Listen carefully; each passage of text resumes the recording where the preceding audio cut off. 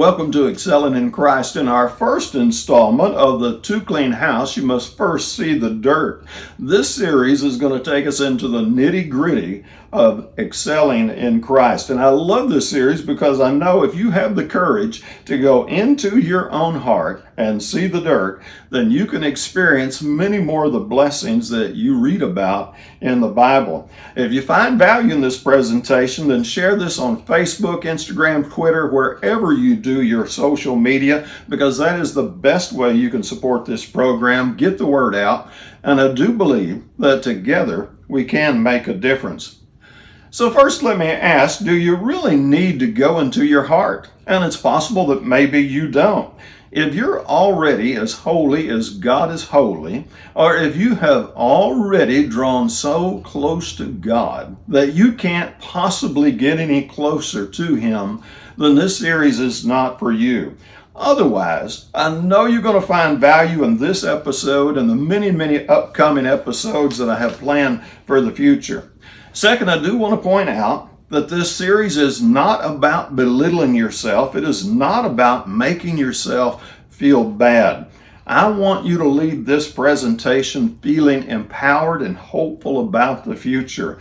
I want you to have an athletic, I can do it mindset. And when you discover where the dirt is hiding, then you have discovered a place where you can get rid of some baggage and you can really begin to excel in your spiritual growth. So when you find some dirt, I want you to rejoice, because now you have an opportunity to clean it up. And now you have an opportunity to move on to spiritual ground you have not been on before. So as a spiritual athlete, you're eagerly looking for the weak spots to overcome so that you can improve your performance.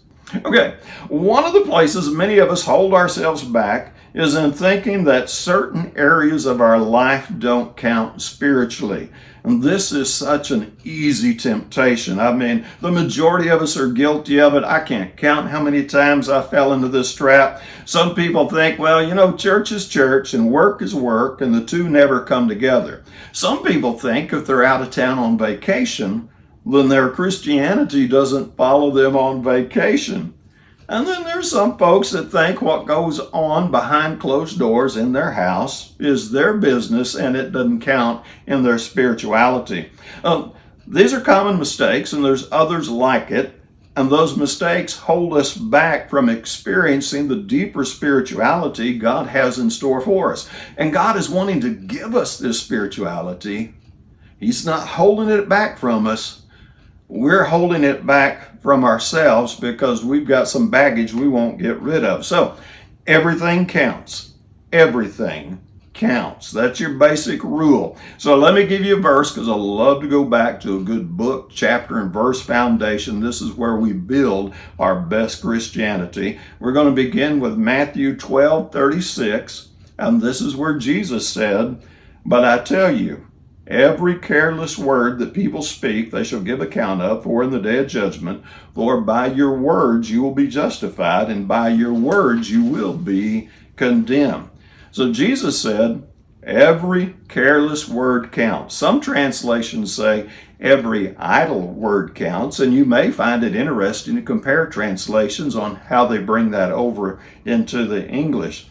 So as Christians, you and I are the ones in training under the authority of God. We don't get to decide what counts and what doesn't count. Our place is to submit to our leader, which is God, Christ. And if every careless word counts, if that's what He says, then that's what counts. Every careless word. Now, I realize this sounds really tough, especially compared to a lot of that light, fluffy stuff that passes for religion nowadays. And I'm not here to pick a fight with those people. I just want to point you back to Jesus. I want to point you back to the Bible. And Jesus said, every word counts. Now next, let's consider Matthew 7:14, where Jesus said, "The gate is small and the way is narrow that leads to life, and there are few who find it." So walking in the footsteps of Jesus is not just a simple walk in the park. Walking with Jesus requires a mindset where you're willing to pick up a cross and go follow Him. Now what that means is We're going to pick up a cross because we have some things we need to crucify. And our focus in this episode is about crucifying that false idea that some flaws and some faults don't count. And facing that hard truth, that can be tough, but that's the cross we carry. I know it's a whole lot easier to apply to other people, but we need to turn that around, look in the mirror, and make ourselves the priority focus here. Now, we're going to look at two more verses, Ecclesiastes 12:14, where Solomon said, "For God will bring every act into judgment, everything which is hidden, whether it is good or evil." See, it can be tempting to think that if other people don't see it, it's hidden, then it doesn't count. But that's not true. Just because other people don't see it doesn't mean God didn't see it. Now, the devil wants you to think that, but the secret things do count. If you're the only person on the planet that knows it, it still counts because God knows it, and He's the one that makes that assessment. We stand before the judgment seat of Christ. So a common mistake we make, did it myself, don't feel bad, this is just part of the training, is to emphasize the judgment of other people over the judgment of God. And we think if we can really impress other people and other people think we're doing good, then obviously we must be doing good, but that's not the way it works. That's what happened to the Christians at Sardis in Revelation chapter 3 and verse 1. They had a reputation, they had a name that they were alive, and God said they were spiritually dead. So while the good opinion of other people is really nice to have, don't bank on it too much. Keep your eye on God. That's how you'll take your spirituality to deeper and deeper levels. Next, I want to go to Psalms 101 and verse 3, where David wrote, "I will give heed to the blameless way. I will walk within my house in the integrity of my heart." And again, David wasn't trying to make himself feel bad. He wasn't trying to belittle anybody. He's just reminding us that there is a blameless way, and we want to take heed to that. We want to walk with integrity. That's the goal. So we're all sons and daughters of God. We're capable of so much more than what we often imagine. In fact, Ephesians 3 and 20 would tell us that God could do some things we hadn't even thought about yet.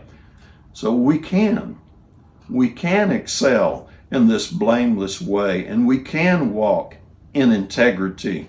And to use the athletic analogy, I think we can become professional level Christians, so to speak. We can fight the good fight. We can let our light shine in this dark world. We can make a difference.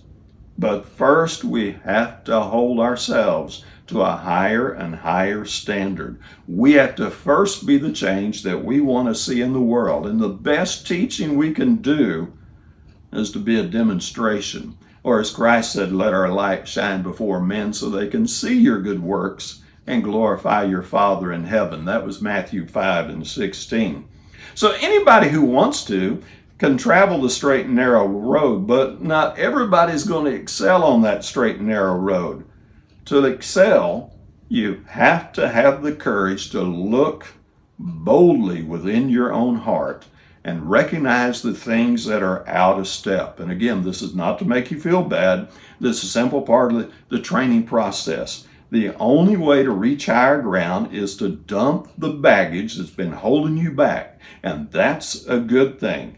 So develop the strategy of going, hey, this counts. And when you catch yourself doing something wrong, give yourself a pat on the back and say, hey, I caught myself doing something wrong. I have an opportunity to get better now. And when you catch yourself doing things right, give yourself a pat on the back for doing it right. This is all the process of excelling. And if you can do both of those things and you do them consistently, you will excel in Christ and you will experience all those blessings you read about in the Bible. Now, I want you to leave this presentation really uplifted, and I want you to feel empowered. I want you to leave optimistic with a I can do it attitude. So I have one more verse for you and a little analogy. And the verse that I love so much is James 3:2. It's a verse that keeps my attitude on target when I bumble off the path, when I stumble, when I do something stupid, which is way more often than I want to admit. And the verse is the first part of James 3:2, where he says, "For we all stumble in many ways." God knows we're not going to be 100% absolutely, flawlessly, completely perfect. Don't put that pressure on yourself. Jesus told us to forgive other people 70 times 7. So I believe that you need to apply that same idea to yourself. Don't play strike one, you're out with yourself. Rather, stay in the race, keep learning, keep growing. Jesus is the example, the perfect example that we aspire to, and we can keep getting better and better, but we're not going to do it 100%, absolutely, flawlessly, completely perfect every time. Now, we're going to have some great days. We're going to have some great stretches where we run the race and we're really doing good. But then there are going to be some of those days that are, well, they're just going to be not so good days. That's just the way life works. So don't beat yourself up when it happens. So I want to use a little baseball analogy here, maybe my favorite little analogy. The best batters are not 100% absolutely, flawlessly, completely perfect. Now they aim at perfection, and I think you and I should aim at perfection.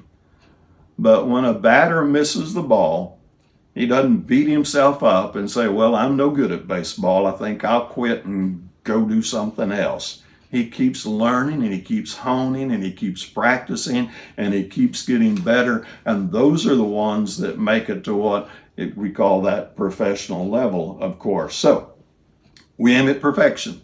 We don't let our stumbles and our bumbles kick us out of the pursuit for spiritual excellence. And I want you to think of God as your coach. That may be a little too casual for you, but think of God as your coach. He's not looking for a reason to kick you off the team. God is not a boss looking for a reason to fire you. God is not an angry parent looking for a reason to backhand you, yell, or whip off his belt and whip you with it. God is on your side. He knows the potential He packed in you. He is cheering you on, hoping you will learn how to unpack all that potential He put in you and run and not grow weary and soar like an eagle. Isn't that awesome? Hey, thanks for spending this few minutes with me. If you found value in this, then the best way to support this program is just share this on your Facebook, your Instagram, Twitter, wherever you do social media. That's the best thank you you can give me, because I do believe that working together, we can make a difference. And remember, to clean house, you must first see the dirt. I hope you have a great day.